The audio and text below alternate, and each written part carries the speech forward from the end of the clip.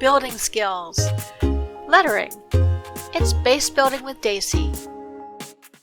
Bases have lots of uses for letters, whether that is for a store or storage, base services or directions, or just adding your own unique touch. Being able to label things the way you want is important. And of course, there is a set of alphabet letters in the base. They are pretty big. But there are also other options, and I'm going to show you quite a few of them.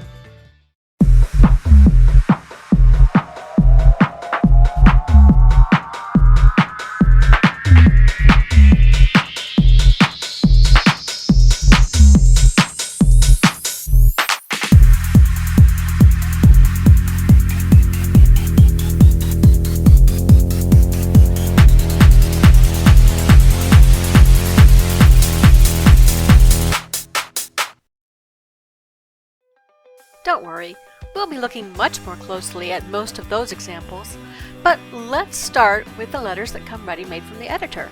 These are tintable and a great size for large signs, such as for stores and businesses. These are set to attach to a wall, and most people will simply place them on the wall. They are pretty thick, however, and when you view these letters from the side, it can be difficult to read the word when they are just placed on the wall. I've also seen a lot of words that were hard to read due to the lighting when they are placed on the wall. Usually the longer the word, the more difficult it is to read at anything but a straight-on angle, if the letters are jutting out. Lighting can catch these angles and make it even more difficult to read. My advice is to sink the letters into a surface, unless you are specifically trying for the raised lettering look. Once the letters are even with the surface, they can be read from almost any angle. It's easy to light them more clearly this way as well. If you light it from behind, at an angle, the letters will light up, but the surface they are in will not. This is because the base walls only have pixels that will catch the light on one side. Remember, lighting will be affected by the base lighting setting you choose under Options. Lights do not give actual light if you have your lighting set to outdoor lighting, so your lettering will not light up if this is the case. Here's the same word on a wall above the base. Here the letters are flush with the surface and lit from behind. On this sky, which is set to space, they are even legible without being lit. However, when I place things so that the letters are stuck to the wall instead of flush with the wall, from the same vantage point you can see that lit or unlit they are harder to read than when they are flush with the wall. The best way to keep your letters nice and even is to use a line, either one on the wall or change the attachment to floor, and use a floor to keep them all on the same level. If you are going to sink them into a wall, you'll need them to be on the floor attachment. This is to get it past the point where it would attach to the wall if it is set to attach to a wall. A word here: if you are trying to sink the letters into an outside wall, the editor won't do that, not even if you place a floor under the letters that extends past the wall. However, there's a trick. If you have another room behind the one where you are working, or you have room on the grid to add even a one-block room, add a doorway between the room where you want the lettering on the wall and the room behind that wall. Set the grid to at least 1/4 and place a temporary wall of some sort at the line where your wall should be. Check it by removing the doorway now. Okay, I see flicker, which means the temporary wall is in the exact place the wall is in. I placed the letters so they are flush to the wall, using the temporary wall as my guide. Now I can get rid of the doorways and the temporary wall. And you can see that the letters are now flush with the wall. You can't move them, although you can change their color. If you want to move these, you will have to remove the wall again by adding the doorway back in, and then take the doorway out again. Remember, if you don't have a room behind the room you are working on, you can add a temporary room if there is space on the grid, and then delete the temporary room when you're done.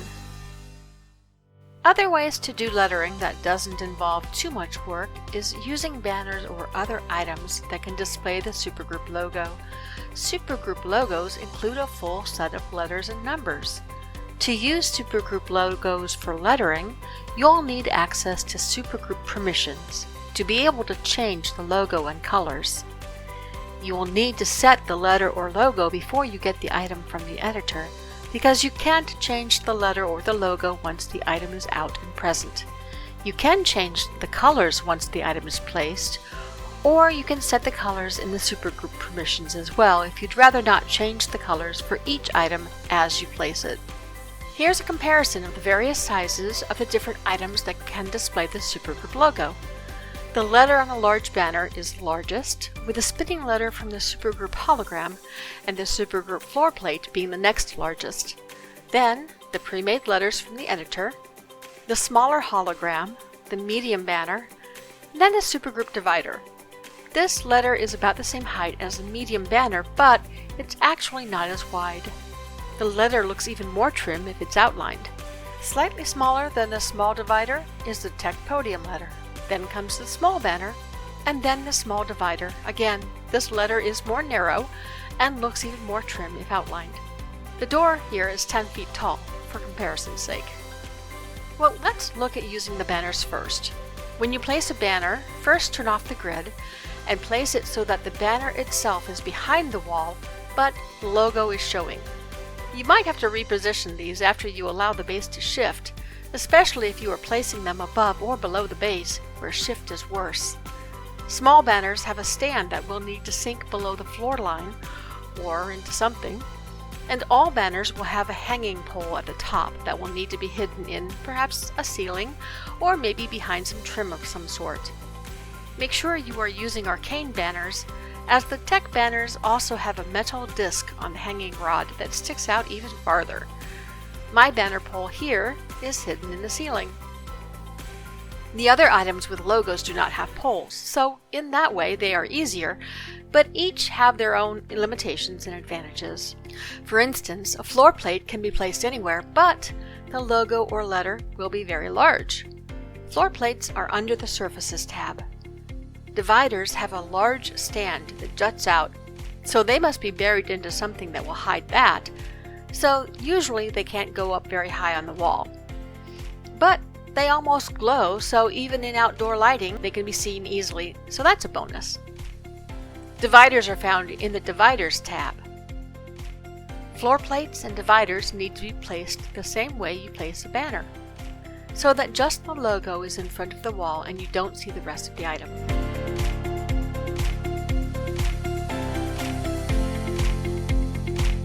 Here are large dividers hidden behind the glass walls from dividers, which hide effects. This is indoor lighting, but they are not lit separately from their own glow.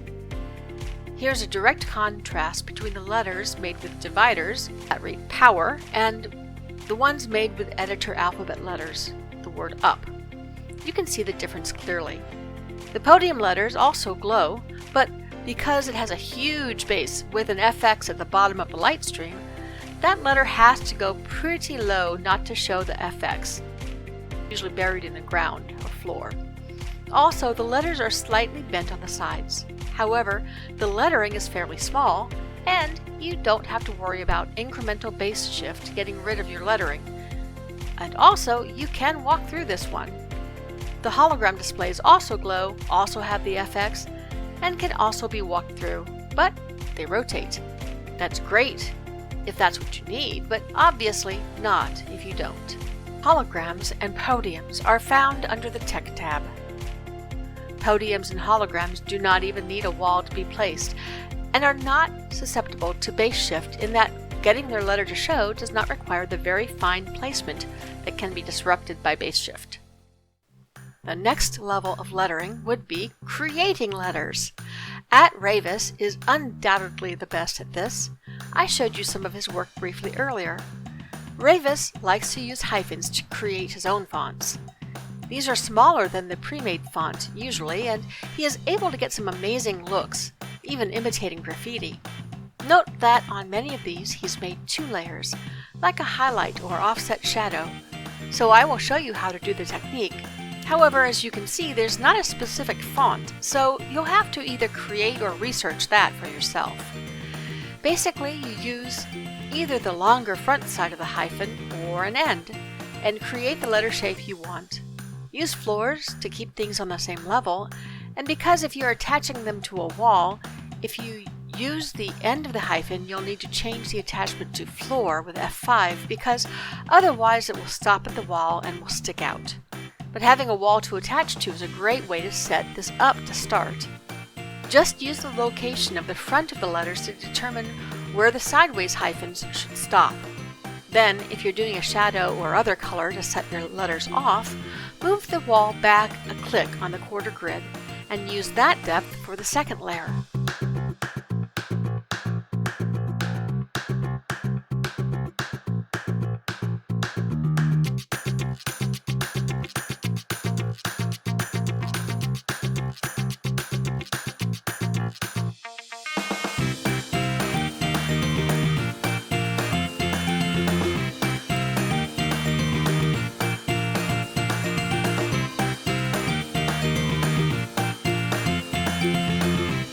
When you finish placing all your lettering, bring whatever surface you are using as a wall back up so that it's a click behind your shadow layer on quarter grid. When you're done, your lettering will be set off like I have done here, or like Easter Bunny has done here. Just remember, if you're doing your own font and not just block letters, be sure that the angle of the letters are all the same. Another way to make letters is the candle and soap route. Use soap from the bathroom in the kitchen tab, and use the candles from the end of the room detail section. Now you might need to put these two together at the start and mess with their colors so they match. The soap has white swirled throughout, so if you choose the same colors for both items, the soap will look significantly lighter than the candles. So I darken the soap a lot more than the candles. You will want to have the grid off for this, which is F1, and my slanted lines here are usually either 10 or 15 degrees. I just build basic block letters. Again, use a floor both so you don't have to raise each piece up to the level you are working at, and so the lettering is even and aligned. Candle and soap letters can be either upper or lowercase, which is nice. They're just a lot more effort than pre-made letters.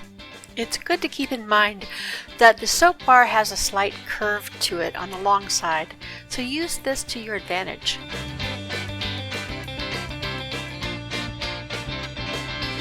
You might notice I made the A two different ways here. Again, if you're placing these on a base wall, the editor is not going to let you place it actually on the wall. So you will have to do as I showed you before, put up a temporary wall, have doorways behind it so you are able to place the lettering, and then get rid of the temporary wall and remove the doorways so that the wall reappears. Or just put another wall in front of the base wall. Easier than candle and soap letters are bathroom stall panel wall letters, but you need something thick to hide the long panels because you are just using the very end bit. I usually sink these into the floor, as I did here, or put them into a wall. The 1-foot stall panel wall is the widest or tallest, and the stall panel, which is the wall end, is slightly less wide.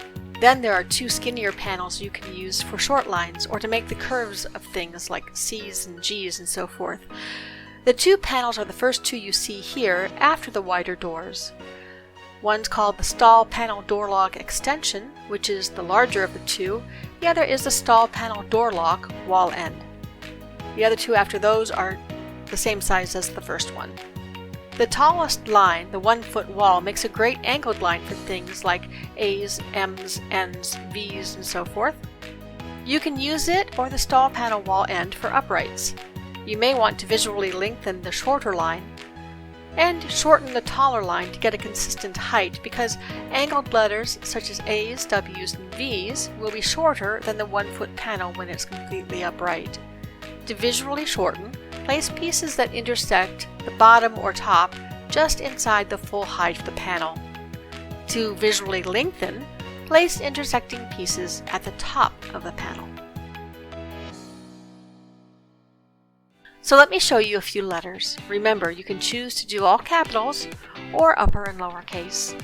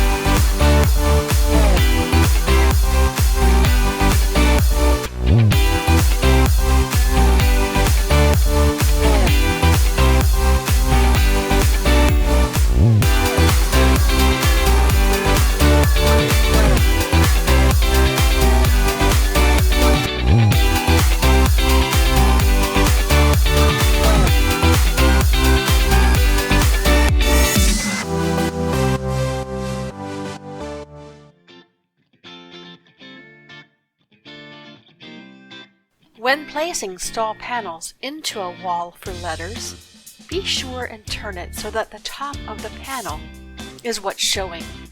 This will make it easier to fix any base shift, since the top part shows angling much more than the bottom does.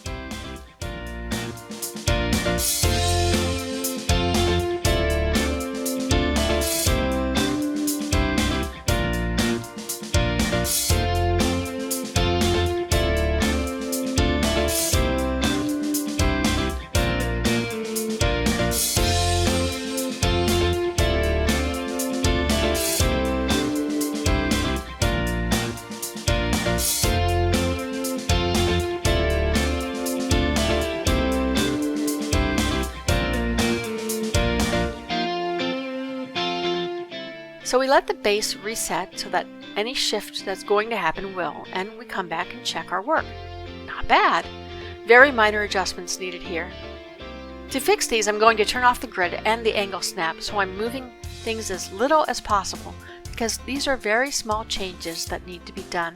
I am just adjusting these pieces slightly using Alt or Control-Alt together so that each piece is just manipulated slightly from the position it's already in. This doesn't actually change its location on the grid, and base shift has already happened, so they won't move.